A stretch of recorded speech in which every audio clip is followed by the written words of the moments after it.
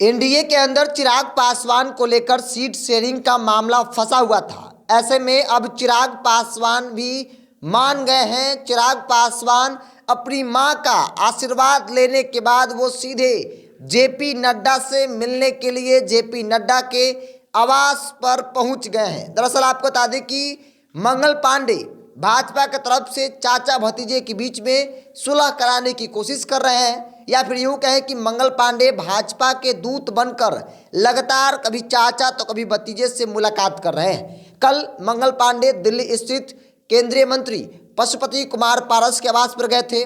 वहां पर तकरीबन 40 मिनट तक दोनों नेताओं के बीच बातचीत हुई और कहा गया कि पारस को सीधे तौर पर भाजपा ने कहा कि आप और भतीजा दोनों एक हो जाइए, जिसको लेकर पशुपति कुमार पारस ने सीधे तौर पर इनकार कर दिया कि किसी भी हाल में हम दोनों एक नहीं हो सकते हैं।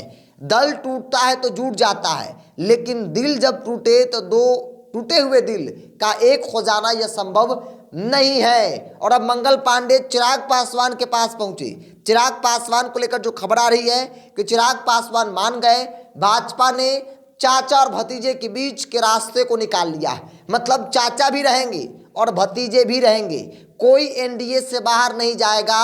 सीट भी उतना ही मिलेगा जितना कि पहले दिया जा रहा था। मतलब 5 लोकसभा सीट दी जाएंगी चाचा और भतीजे दोनों को मिलाकर। ऐसे में सवाल है कि किसको कितना सीट मिलेगा, क्योंकि खबर है कि जो एनडीए के अंदर समीकरण बना जिस पर मुहर लगी उसमें 5 सीट चाचा भतीजे के लिए छोड़ी गई थी और उसी 5 सीट में दोनों को एडजस्ट करना था।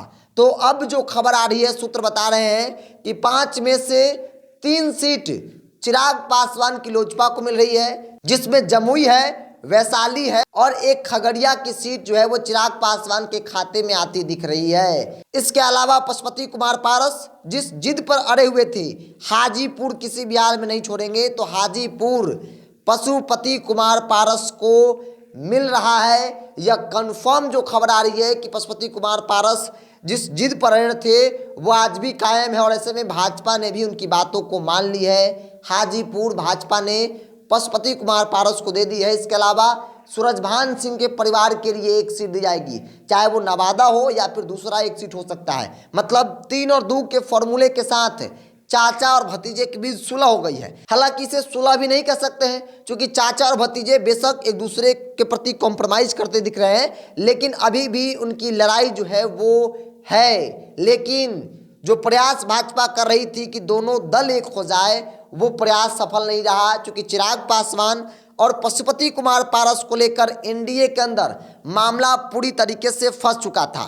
भाजपा किसी भी हाल में किसी एक को भी छोड़ने को तैयार नहीं थी, क्योंकि शुरुआती दौर में ऐसा कहा जा रहा था कि भाजपा एक को छोड़ सकती है, अगर एक को मनाएगी तो दूसरा रूठ जाएगा। लेकिन भाजपा ने दोनों को मना लिया है, चाचा को भी और भतीजे को भी। मतलब एनडीए में पशुपति कुमार पारस भी रहेंगे और चिराग पासवान भी रहेंगे।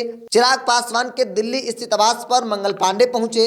उनसे बातचीत करने के बाद जब बातचीत हो गई, बन गई, तब जाकर चिराग पासवान अपनी मां रीना पासवान का आशीर्वाद लेते हैं और मंगल पांडे के साथ जेपी नड्डा के आवास पर जाते हैं और वहां पर भी लगभग जो कही जा रही है कि बातचीत हो गई है। अगले 24 घंटे के अंदर आधिकारिक तौर पर फैसला जो है हो जाएगा।